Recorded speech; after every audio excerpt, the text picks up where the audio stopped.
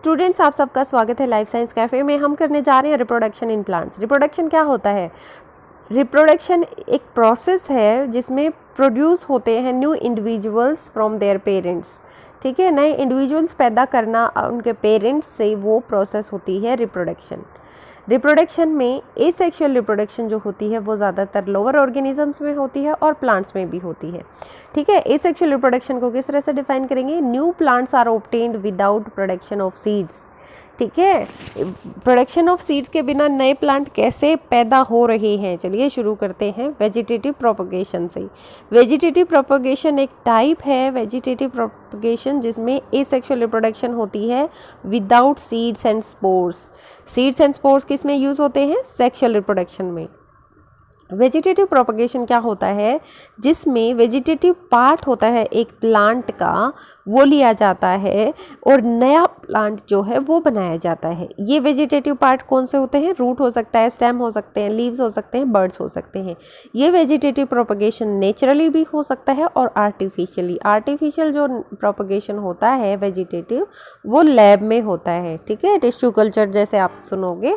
और नेचुरल जो होता है वो हमारे किसान भाई हैं वो करते हैं, और जो गार्डनर होते हैं वो भी करते हैं। ठीक है, उसके बाद आता है बडिंग। बडिंग में क्या होता है? कोई भी एक प्लांट है, छोटा है, बड़ा है, उसमें एक बड निकल आता है। अगर उस बड को डिटैच करेंगे पेरेंट प्लांट से तो वो नीचे गिरकर एक नया प्लांट ग्रो करेगा। ठीक है, ये ईस्ट में होता है। फंगस लगती है जब आप ब्रेड को रखोगे, अचार को रखोगे, उसमें ईस्ट लग जाती है, फंगस लग जाती है, तो उसमें आपको बडिंग नज़र आएगी।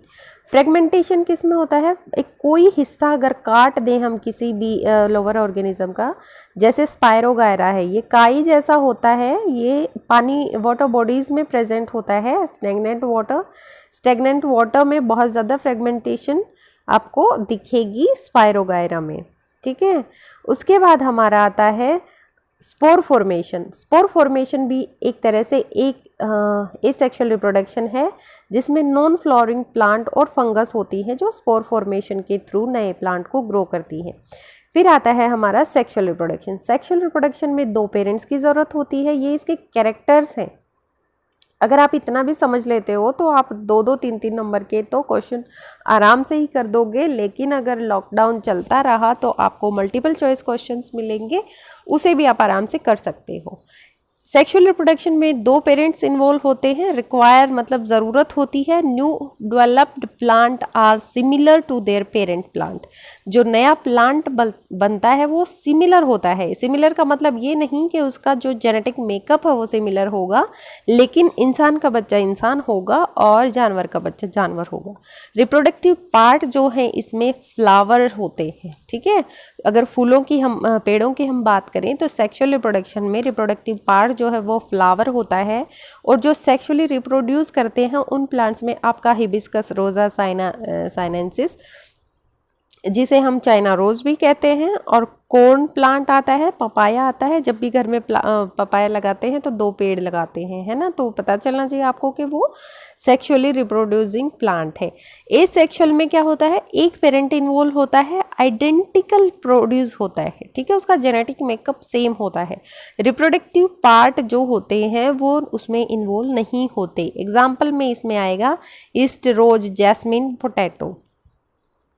फिर आता है self fertilization and cross fertilization. Self fertilization मतलब आप अपने आप को ही फर्टिलाइज कर रहा है। ठीक है, तो इसमें क्या होता है? पोलन जो होता है एक फ्लावर का, वो पिस्टल पे, सेम फ्लावर के पिस्टल पे ग्रो करता है। ठीक है, pollen from the stamen to the pistil of the same flower.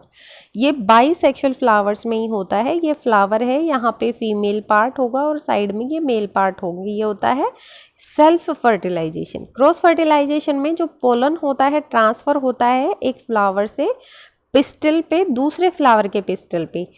Same plant पे भी हो सकता है। मतलब क्रॉस का मतलब ये नहीं कि एक फूल यहाँ पर है एक पेड़ पे और दूसरा फूल यहाँ पे होगा। ठीक है, वो एक ही पेड़ पे दूसरे फ्लावर पे पोलिनेट कर सकता है, उसे भी हम क्रॉस पोलिनेशन बोलेंगे। ठीक है, ये यूनिसेक्सुअल है। ये यूनिसेक्सुअल प्लांट और बाईसेक्सुअल प्लांट दोनों में हो सकता है, क्योंकि जब भी क्रॉस पॉलिनेशन होता है तो फूलों को ये कोई मतलब नहीं होता कि ये किसका पॉलन ग्रेन है, कहाँ से आया है, ठीक है। वो जर्मिनेट कर जाता है और उसमें कोई बैरियर भी नहीं होता। रिप्रोडक्टिव पार्ट जो होता है प्लांट का, ये बार बार क्वेश्चन मैंने इसलिए डाला है क्योंकि बच्चे कंफ्यूज हो जाएंगे, क्या होता है रिप्रोडक्टिव पार्ट, ये गाइनोशियम होता है, एंड्रोशियम होता है, क्या होता है। आपको लिखना है फ्लावर होता है, बहुत ईजी है ना याद करना। जो फ्यूजन होता है मेल और फीमेल गैमेट का, उसे क्या कहते हैं, फर्टिलाइजेशन, ठीक है। ये मेल फीमेल पार्ट को किस तरह से मैंने डिनोट किया है, ये टोपी पहना दी ये मेल है और इसे लहंगा पहना दिया ये फीमेल है, ऐसे याद करोगे। जो फ्रूट होता है ये मेच्योर या राइपेंड ओवरी है, इतनी सी डेफिनेशन है, आपके मार्क्स कोई नहीं काट सकता। ब्रायोफाइलम अगर कहीं दे दें और उसके सामने ऑप्शन लिखा हो कहीं पे भी लीव्स, क्योंकि ब्रायोफाइलम में हमेशा यही आता है कि जर्मिनेशन का पूछते हैं, उसके वेजिटेटिव ग्रोथ या रिप्रोडक्टिव ग्रोथ के बारे में पूछते हैं, किस तरह से रिप्रोड्यूस करता है। तो ब्रायोफाइलम जो है वो लीव्स से भी रिप्रोड्यूस कर लेता है।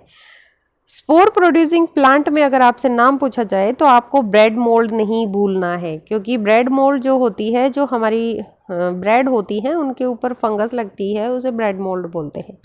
अब विंग्स कौन से पेड़ पे होते हैं, विंग्स होते हैं मैपल के, सॉरी कौन से पेड़ पे नहीं, विंग्स किसके सीड्स में होते हैं, है ना। तो मैपल एक प्लांट है, उसके सीड्स में विंग्स होते हैं। हाइफी क्या होता है, hyphae long fragment of fungus, fungus का एक टुकड़ा होता है जिसे हाइफी बोलते हैं। अब देखो सीड डिस्पर्सल का आपको दिया होगा कहीं पे भी, ठीक है। सीड डिस्पर्सल कैसे होता है, एनिमल से भी होता है। डिस्पर्सल का मतलब होता है सीडों, जो बीज है उनका बिखरना। एनिमल से भी होता है, हवा से भी होता है, पानी से भी होता है और फ्रूट के फटने से भी होता है। तो इसमें इंपॉर्टेंट क्या चीज़ है, ये तो सबको पता है, एनिमल से भी होता है ना। लेकिन इसमें इंपॉर्टेंट चीज़ ये है कि जो सीड डिस्पर्सल एनिमल से होता है उसमें आपको ये पता होना चाहिए कि उनके उन सीड्स के कैरेक्टर क्या होते हैं, एनिमल्स के कैरेक्टर नहीं, सीड्स के कैरेक्टर। तो उस सीड के जो एनिमल से डिस्पर्स होते हैं उन सीड्स पे बार्ब होते हैं, हुक्स होते हैं, कांटे जैसे होते हैं, ताकि वो किसी भी एनिमल के चिपक जाएं और वो दूसरी जगह पे जब एनिमल जाए तो वहाँ पे वो गिर जाएं और वो डिस्पर्स हो जाए, ठीक है। विंड से कैसे होता है, मतलब जो हवा से जो चीज़ उड़ेगी ऑब्वियसली वो छोटे साइज़ की होगी, उसमें विंग्स होंगे या हेयर्स होंगे, ठीक है। तो इस तरह से आपको अगर सीड डिस्पर्सल का 10 नंबर का भी क्वेश्चन आ जाता है तो आप ये बता सकते हो कि एक जगह से दूसरी जगह जाने की प्रोसेस जो होती है वो सीड डिस्पर्सल होती है। ये काफ़ी एजेंसी बोलते हैं, अच्छा लगता है। या टाइप्स भी लिख सकते हो अगर आपको ज़्यादा ध्यान नहीं रहे तो। ये एनिमल से हो सकता है, विंड से हो सकता है, वाटर से होता है, एक्सप्लोजन से होता है, ठीक है।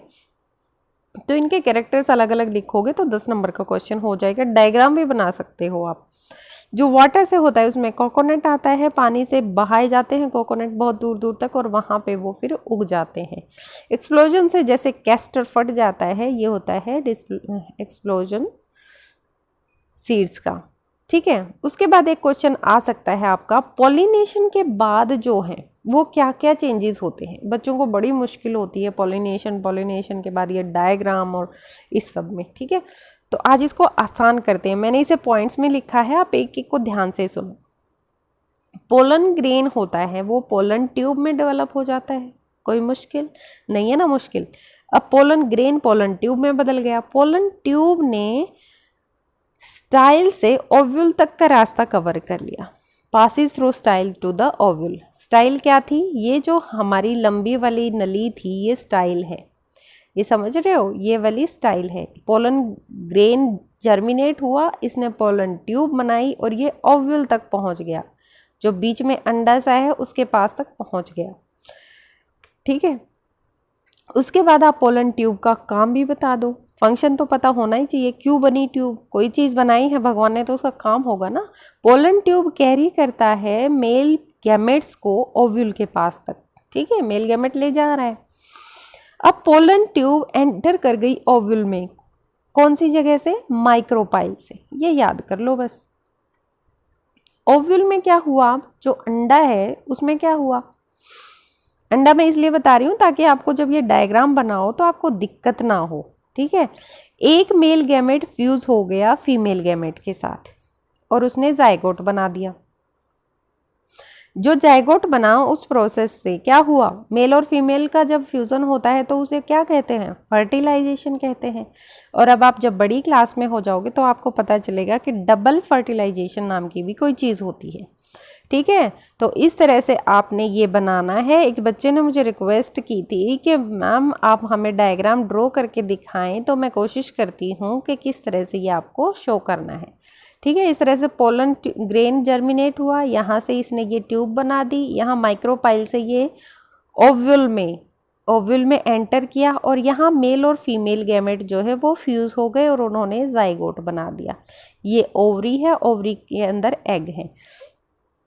ठीक है, जब आप बड़े हो जाओगे बड़ी हायर क्लासेस में तो यहाँ पे बहुत सारे 3 तरह के यहाँ पे दिखेंगे आपको डॉट डॉट, यहाँ पे दिखेंगे 2 तरह के, फिर 3 तरह के, इस तरह से ये स्ट्रक्चर होता है।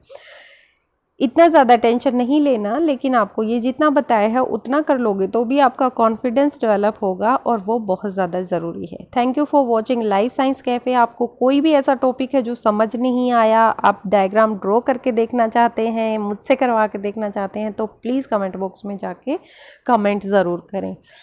और वीडियो अगर आपको अच्छी लगती है तो प्लीज़ लाइक ज़रूर कर देना, सब्सक्राइब चाहे बेशक से ना करना। Thank you for watching.